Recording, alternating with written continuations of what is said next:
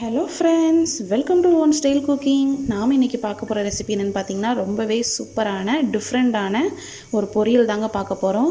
என்ன பொரியல்னு பார்த்தீங்கன்னா குடமிளகாய் யூஸ் பண்ணி ஒரு பொரியல் பண்ண போகிறோம். வாங்க எப்படி டிஃப்ரெண்ட்டாக செய்யலாங்கிறத பார்க்கலாம். வீடியோக்குள்ளே போகிறதுக்கு முன்னாடி கீழே உள்ள ரெட் கலர் சப்ஸ்கிரைப் பட்டனை கிளிக் பண்ணுங்கள். கூடவே பக்கத்தில் உள்ள பெல் ஐக்கானையும் கிளிக் பண்ணுங்கள். அப்போ தான் நான் போடுற வீடியோ எல்லாமே உடனுக்குடன் உங்களுக்கு தெரிய வரும். வாங்க இப்போ வீடியோக்குள்ளே போகலாம். குடமிளகா பொரியல் பண்ணுறதுக்கு நான் ஒரே ஒரு குடமிளகாவை சின்னதாக கட் பண்ணி வச்சுருக்கேன். கொஞ்சம் வெங்காயம், பார்த்திங்கன்னா தாளிக்கிறதுக்கு கடுகு உளுந்தம் பருப்பு, ஜீரகம், கருவேப்பிலை, தேவையான அளவு உப்பு. இதான் பார்த்திங்கன்னா குடமிளகா பொரியலுக்கு இதான் முக்கியமானது. இந்த மாதிரி பொட்டுக்கடலை இருக்குல்ல, உடச்ச கடலை, ஸோ அந்த கடலையும் காரத்துக்கு ஏற்றால மிளகா வத்தலும் எடுத்துக்கோங்க. ஸோ இந்த ரெண்டையும் சேர்த்து நல்லா ஒரு பவுடராக, தண்ணி சேர்க்காமல் நல்லா பவுடராக கிரைண்ட் பண்ணி எடுத்துக்கோங்க. வாங்க இப்போ எப்படி செய்யலாங்கிறத பார்க்கலாம். கடாய் சூடானதும் கொஞ்சமாக ஆயில் சேர்த்துக்கோங்க. ஆயில் ரொம்ப சேர்க்காதீங்க, இதுக்கு ஆயில் ரொம்ப தேவைப்படாது. ஒரு 2 ஸ்பூன் அளவு ஆயில் சேர்த்துக்கோங்க போதும். ஆயில் சூடானதும் கடுகு உளுந்தம் பருப்பு, கூடவே ஜீரகம், அப்புறம் கறிவேப்பிலை சேர்த்துடலாம்.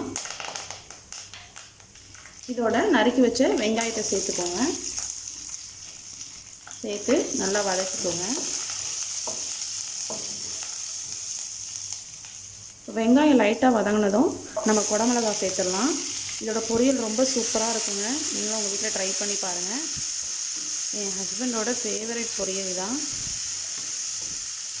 ஸோ ரொம்பவே டிஃப்ரெண்ட்டாகவும் இருக்கும். தேங்காய் வச்சு அரைச்சி தான் செய்வோம். இது டிஃப்ரெண்ட்டாக நம்ம பொட்டுக்கடலை சேர்த்து செய்ய போகிறோம். ரொம்ப சூப்பராக இருக்கும், நல்லா உதிரியாக கிடைக்கும். இது நல்லா வதங்கட்டும். வதங்குற வரைக்கும் வெயிட் பண்ணலாம். பாருங்கள், இந்த ஸ்டேஜில் கொஞ்சமாக உப்பு சேர்த்துக்கோங்க. உப்பு ரொம்ப சேர்த்துறாதீங்க. உப்பு சேர்த்து லைட்டாக மிக்ஸ் பண்ணி விட்டுக்கோங்க. இது ரொம்ப சீக்கிரம் வதங்கிடும் உங்களுக்கு. ஸோ பொரியலும் ரொம்ப டேஸ்ட்டாக இருக்கும். காயெல்லாம் கட் பண்ணி வச்சிட்டிங்கன்னா 5 மினிட்ஸ் தான் ஆகும். ஸோ அதுக்குள்ளே பொரியல் சூப்பராக டேஸ்ட்டாக ரெடி ஆயிரும். பாருங்கள், இந்தளவுக்கு காய் வெந்தாலே போதும். பாருங்கள், நம்ம பொட்டுக்கடலையை எந்த அளவுக்கு கிரைண்ட் பண்ணி வச்சுருக்கோன்னு. ஸோ இந்த மாதிரி கிரைண்ட் பண்ணி இதில் ஆட் பண்ணிக்கோங்க. குடமிளகா ரொம்ப காரமாக இருக்கும் அப்படிலாம் இல்லைங்க, காரமே இருக்காது.